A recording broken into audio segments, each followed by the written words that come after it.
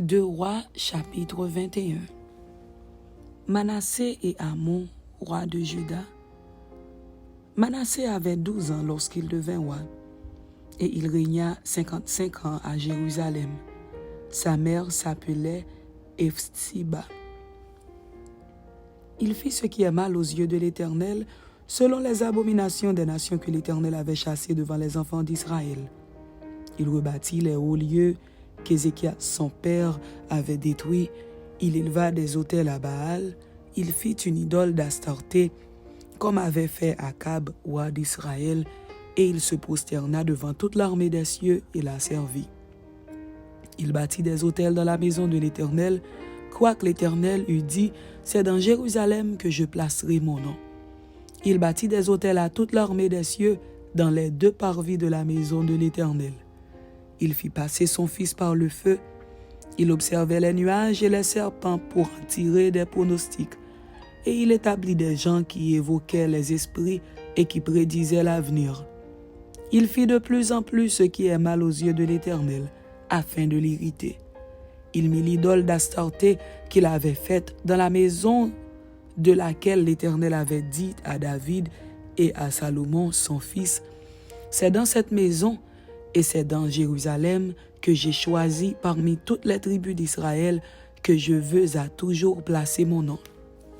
Je ne ferai plus errer le pied d'Israël hors du pays que j'ai donné à ses pères, pourvu seulement qu'ils aient soin de mettre en pratique tout ce que je leur ai commandé et toute la loi que leur a prescrite mon serviteur Moïse. » Mais ils n'obéirent point, et Manassé fut cause qu'ils s'égarèrent et firent le mal plus que les nations que l'Éternel avait détruites devant les enfants d'Israël. Alors l'Éternel parla en ces termes par ses serviteurs les prophètes. Parce que Manassé, roi de Juda, a commis ces abominations, parce qu'il a fait pis que tout ce qu'avaient fait avant lui les Amoréens, et parce qu'il a aussi fait pécher Juda par ses idoles, voici ce que dit l'Éternel, le Dieu d'Israël. Je vais faire venir sur Jérusalem et sur Juda des malheurs qui étourdiront les oreilles de quiconque en entendra parler. J'étendrai sur Jérusalem le cordeau de Samarie et le niveau de la maison d'Akab. Et je nettoierai Jérusalem comme un plat qu'on nettoie, et qu'on renverse sans dessus-dessous après l'avoir nettoyé. J'abandonnerai le reste de mon héritage, et je les livrerai entre les mains de leurs ennemis, et ils deviendront le butin et la proie de tous leurs ennemis, parce qu'ils ont fait ce qui est mal à mes yeux, et qu'ils m'ont irrité depuis le jour où leurs pères sont sortis d'Égypte jusqu'à ce jour. Manassé répandit aussi beaucoup de sang innocent, jusqu'à en remplir Jérusalem d'un bout à l'autre, outre les péchés qu'il commit et qu'il fit commettre à Juda en faisant ce qui est mal aux yeux de l'Éternel. Le reste des actions de Manassé, tout ce qu'il a fait, et les péchés auxquels il se livra, cela n'est-il pas écrit dans le livre des chroniques des rois de Juda? Manassé se coucha avec ses pères, et il fut enterré dans le jardin de sa maison, dans le jardin d'Uza. Et Amon, son fils, régna à sa place. Amon avait 22 ans lorsqu'il devint roi, et il régna 2 ans à Jérusalem. Sa mère s'appelait Meshulémeth, fille de Haruth, de Jodba.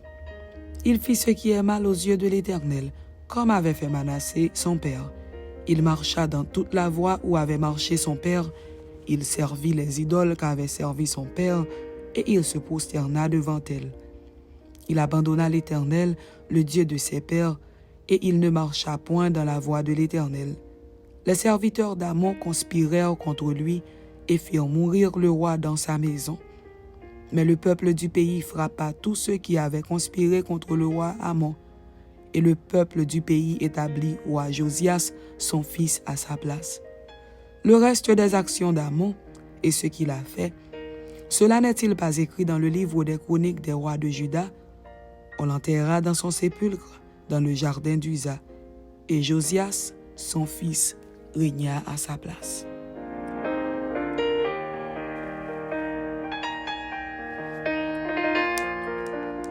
Deux Rois, chapitre 22. Josias, roi de Juda. Josias avait 8 ans lorsqu'il devint roi, et il régna 31 ans à Jérusalem. Sa mère s'appelait Jédida, fille d'Adaja de Botskat. Il fit ce qui est droit aux yeux de l'Éternel, et il marcha dans toute la voie de David, son père. Il ne s'en détourna ni à droite ni à gauche. La 18e année du roi Josias, le roi envoya dans la maison de l'Éternel Shaphan, le secrétaire, fils d'Atsalia, fils de Meshulam. Il lui dit, « Monte vers Ilkija, le souverain sacrificateur, et qu'il amasse l'argent qui a été apporté dans la maison de l'Éternel, et que ceux qui ont la garde du seuil ont recueilli du peuple. On remettra cet argent entre les mains de ceux qui sont chargés de faire exécuter l'ouvrage dans la maison de l'Éternel. Et ils l'emploieront pour ceux qui travaillent aux réparations de la maison de l'Éternel, pour les charpentiers, les manœuvres et les maçons, pour les achats de bois et de pierres de taille nécessaires aux réparations de la maison. Mais on ne leur demandera pas de compte pour l'argent remis entre leurs mains, car ils agissent avec probité. » Le livre de la loi trouvé dans le temple. Alors Ilkija, le souverain sacrificateur, dit à Shaphan, le secrétaire, « J'ai trouvé le livre de la loi dans la maison de l'Éternel. » Et Ilkija donna le livre à Shaphan, et Shaphan le lut.